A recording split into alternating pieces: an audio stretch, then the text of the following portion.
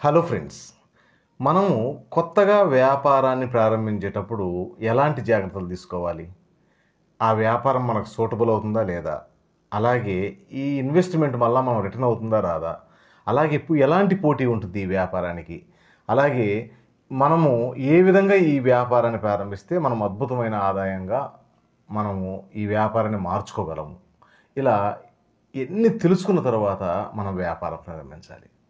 అలా కాకుండా కొంత తెలిసి తెలియని పరిజ్ఞానంతో కానీ వ్యాపారాన్ని ప్రారంభిస్తే మనము నష్టపోయే అవకాశాలు ఎక్కువగా ఉన్నాయి. ఈరోజు నేను కొత్తగా వ్యాపారాన్ని ప్రారంభించే వ్యక్తి ఒక హోల్సేల్ వ్యాపారం ప్రారంభించాలన్న ఆలోచనతో కానీ ఉంటే అతనికి ఒక అద్భుతమైన వ్యాపారాన్ని తెలియజేయబోతున్నాను. ఫ్రెండ్స్, వీడియో అయితే అందరూ చూస్తున్నారు, లైక్ చేయడం మర్చిపోతున్నారు. చూస్తున్న ప్రతి వ్యక్తిని నేను రిక్వెస్ట్ చేస్తున్నాను, ఫ్రెండ్స్ మీరు లైక్ చేయండి. మీరు లైక్ చేయడమే నన్ను ఎంకరేజ్ చేసినట్టుగా భావించి ఎన్నో వ్యాపారాలను మీ అందరికీ తెలియజేసే ప్రయత్నం చేస్తాను. ఫ్రెండ్స్, ఈరోజు నేను హోల్సేల్గా రాఖీలు మనం తెలుసు కదా, ఈ రాఖీ పండుగ అంటుంటారు. రాఖీలను హోల్సేల్గా మనం సేకరించి హోల్సేల్గా ఫ్యాన్సీ షాపులకు విక్రయించేది ఈ వ్యాపార ఉద్దేశం. ప్రధానంగా ఈ వ్యాపారం అనేది చాలా అద్భుతమైన వ్యాపారము. ఇన్వెస్ట్మెంట్కు దాదాపు మనం పెట్టుబడి పెట్టి దాదాపు 30 నుంచి 50% ఆదాయం ఉంటుంది హోల్సేల్లోనే. రిటైల్లో అయితే అది వాళ్ళకి 400%, 500% కూడా ఆదాయం ఉంటుంది. నేను రిటైల్ గురించి నేను ప్రస్తావించడం లేదు. హోల్సేల్లో తక్కువగా 30 నుంచి 50% ఆదాయం ఉంటుంది. ఈరోజు రాఖీల మార్కెట్ మెయిన్గా ఢిల్లీ మార్కెట్, సర్దార్ బజార్ ఏరియాలో మనకు ఈ రాఖీల హోల్సేల్స్ కనపడుతుంటాయి.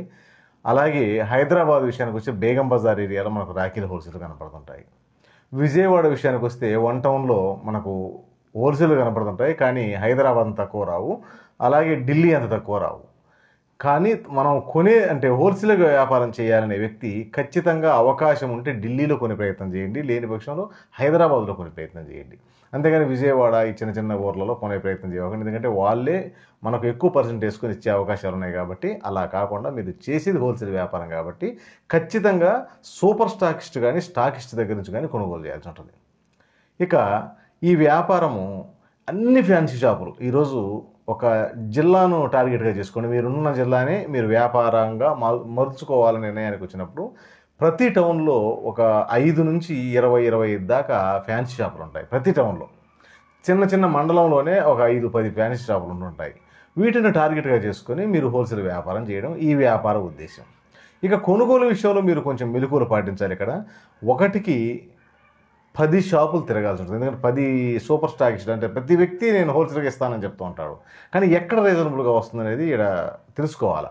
ఈరోజు ఈ వ్యాపారం ప్రారంభించే ముందుగానే ఖచ్చితంగా మీరు కొన్ని రోజులు, ఒక 4-5 రోజులు ఓపిక తీసుకొని ఢిల్లీ మార్కెట్ మొత్తం తిరగాల్సి ఉంటుంది. ఈ ఢిల్లీలో దాదాపుగా ఈ రాఖీలకు సంబంధించినవి మీకు ఒక 40-50 షాపులు కనపడతాయి, ఇంకా పెచ్చే కనపడతాయి.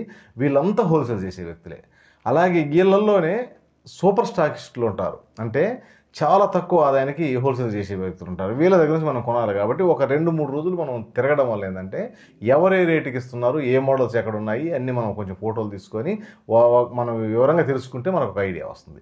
అలాగే ఫస్ట్ మనం వ్యాపారం చేసినప్పుడు పూర్తి ఐడియా రాకపోయినా మనం చేసే కొంది, ఎందుకంటే మనం వెళ్తూ ఉంటాం కాబట్టి ఒక అవగాహన వస్తుంది. హైదరాబాద్ విషయానికి వచ్చినా కూడా అంతే.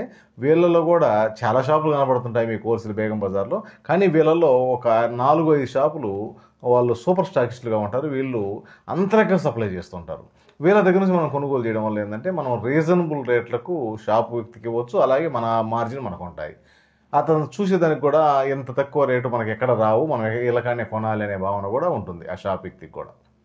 ఇక హోల్సేల్ పాయింట్ అనేది దీనికి పెద్ద షాపు మెయిన్ సెంటర్లో తీసుకోవాల్సిన అవసరం లేదు. మీరు ఎక్కడైనా కానీ ఒక కార్నర్, ఎక్కడైనా ఒక ఇల్లు లాంటిది ఏర్పాటు చేసుకున్నా కూడా మొత్తం అక్కడ స్టాక్ పెట్టుకొని అక్కడ నుంచి మీరు ప్రతి ఊరికి పంపొచ్చు. ఈరోజు ట్రాన్స్పోర్ట్కి ఎటువంటి ఇబ్బంది లేదు. మీరు ఢిల్లీ నుంచి కొనే పని అయితే ఖచ్చితంగా మీరు లైసెన్స్ తీసుకోవాలి ఈ షాప్ పెట్టాలంటే. ఎందుకంటే ఒక ఆధార్ కార్డు మీద 2 లక్షల వరకు మనం సరుకు కొనగలము. అలాగే ఈ 2 లక్షలకు 3 లక్షల సరుకు కొంటే మనకి హోల్సేల్ చేస్తుంటే మనకి ఏం గిట్టుబాటు కాదు. కాబట్టి మనం బల్క్గా కొనాలి. కాబట్టి ఖచ్చితంగా లైసెన్స్ తీసుకోండి. ఈ లైసెన్స్ సంబంధించిన సమాచారం కావాలంటే మీ ఊర్లో ఉన్న చార్టెడ్ అకౌంట్ను కానీ మీరు మాట్లాడగలిగితే వారు మీకు వివరంగా తెలియజేస్తారు.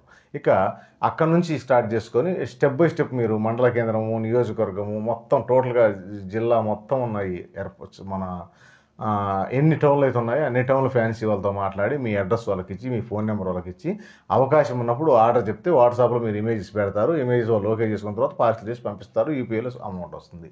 ఇది వ్యాపారం. చాలా సింపుల్గా ఉంటుంది అనిపిస్తుంది, కానీ కొనుగోలు విషయంలో మనం మెలకువలు పాటించాలి. అలాగే షాపులకు అమ్మే విషయంలో కూడా మనం మెలకువలు పాటించాలా. అప్పుడే మనము ఖచ్చితంగా ఈ రంగంలో ముందుకెళ్ళగలం. ఈ కొనుగోలు విషయంలో మనం మెలకువ పాటించడం వల్ల ఏమవుతుందంటే మనం రీజనబుల్ రేట్కి కొనగలము. అమ్మే విషయంలో మెలకువ పాటించడం వల్ల ఏమవుతుందంటే అతనికి కూడా రీజనబుల్ రేట్కి ఇవ్వగలం. ఇది ప్రధానంగా గుర్తించండి. అప్పుడే మనం ఖచ్చితంగా ఈ రంగంలో ముందుకెళ్ళగలం. ఈ వ్యాపారం అయితే చాలా అద్భుతంగా ఉంటుంది. కాకపోతే స్టడీ చేయాల్సి ఉంటుంది. అది ఎవరికి సూటబుల్ అవుతుంది, కొత్తగా వ్యాపారం చేయాలి ప్రతి ఒక్కరికి సూటబుల్ అవుతుంది కాకపోవచ్చు. అలాగే ఎలాంటి మనస్తత్వం వల్ల సూటబుల్ అవుతుంది అనేది మీరు తెలుసుకోవాల్సి ఉంటుంది. ఎందుకంటే నీకు సూటబుల్ అవుతుందా లేదా అని తెలుసుకున్నప్పుడే మనం ఆ వ్యాపారం రాణించగలం. పూర్తిగా తెలుసుకోండి, తర్వాత స్టడీ చేయండి దాని గురించి. ఆ తర్వాత ఈ వ్యాపారాన్ని మీ జిల్లాలో ప్రారంభించే ప్రయత్నం చేయండి. ఫ్రెండ్స్, వీడియో నచ్చితే లైక్ చేయండి. మీ ఫ్రెండ్స్కి ఏ ఒక్కరికైనా ఈ సమాచారం ఉపయోగపడుతుందని మీకు అనిపిస్తే వారికి కూడా ఈ సమాచారాన్ని చేరవేయండి. Okay friends, thank you friends.